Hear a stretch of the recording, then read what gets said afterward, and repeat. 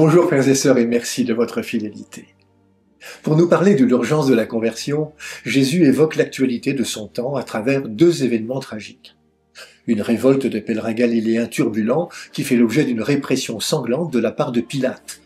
Ils sont égorgés sur le parvis du temple alors qu'ils venaient présenter leur offrande. L'effondrement de la tour de Siloé dans les faubourgs de Jérusalem, bilan 18 victimes. Mais je ne peux m'empêcher d'évoquer aujourd'hui la guerre entre Israël et le Hamas dans la bande de Gaza, l'invasion de l'Ukraine par les Russes, sans oublier les conflits armés du Burkina Faso, la Somalie, le Soudan, le Yémen, la Birmanie, le Nigeria, la Syrie, mais aussi les violences en Haïti, à Madagascar, touchant des populations extrêmement pauvres, les migrations forcées et leurs nombreux morts, les catastrophes naturelles, sans oublier le scandale de la misère et de la faim.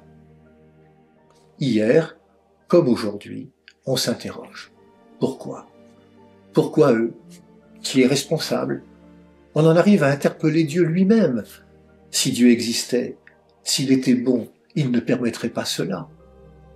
Qui ne s'est pas un jour surpris en train de dire « Qu'est-ce que j'ai fait, ô bon Dieu ?» Alors Jésus va être très clair. D'abord, il n'entre pas dans la logique de ses interlocuteurs qui veulent lier ces événements à une punition de Dieu. Non, ces hommes et ces femmes ne sont pas plus pécheurs que les autres et ne sont pas punis par Dieu. Ensuite, Jésus met ses interlocuteurs en face de leurs responsabilités.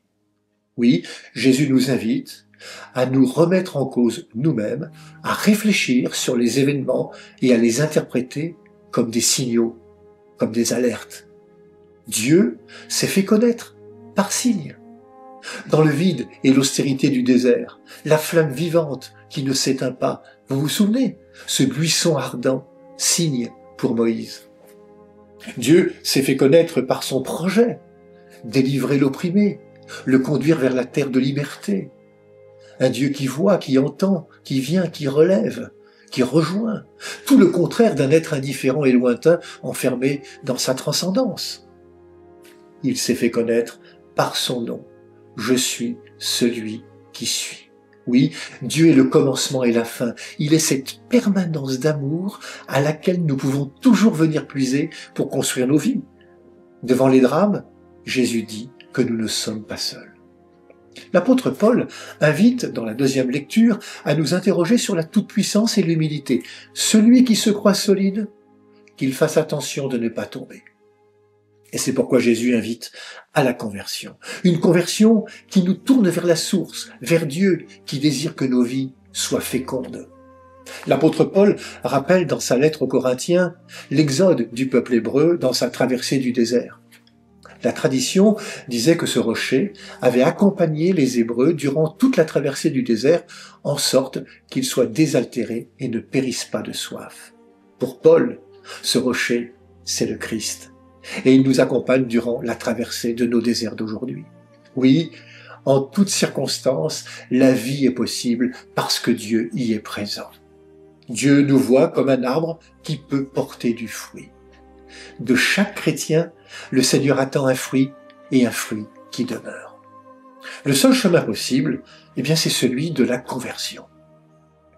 La première partie de l'Évangile nous avertit de l'urgence pour chacun d'entrer sur un chemin de conversion.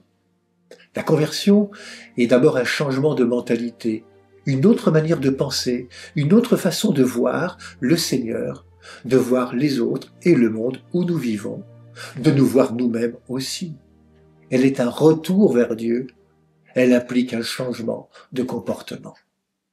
La parabole du figuier dans la deuxième partie de l'Évangile renforce l'avertissement sur l'urgence de la conversion. Mais elle nous dévoile, à travers le jardinier, le visage de Dieu vivant, pour qui la patience est l'autre nom de son amour.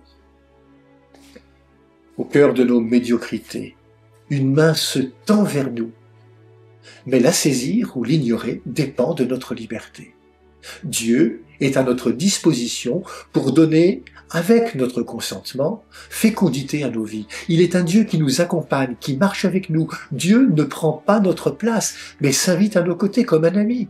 Il ne nous regarde pas tels que nous sommes, mais tels que nous devrions ou pourrions être. Il ne nous abandonne pas à notre médiocrité, à nos pesanteurs. Il ne cesse de nous vouloir féconds pour le royaume. En ces temps troublés, nous ne sommes pas démunis. Il est urgent de revenir au Seigneur. Le Christ nous tend la main. Allons-nous la saisir? Revenez à moi de tout votre cœur, car je suis un Dieu de tendresse. Bonne marche vers Pâques à toutes et tous. Prenez bien soin de vous et des autres.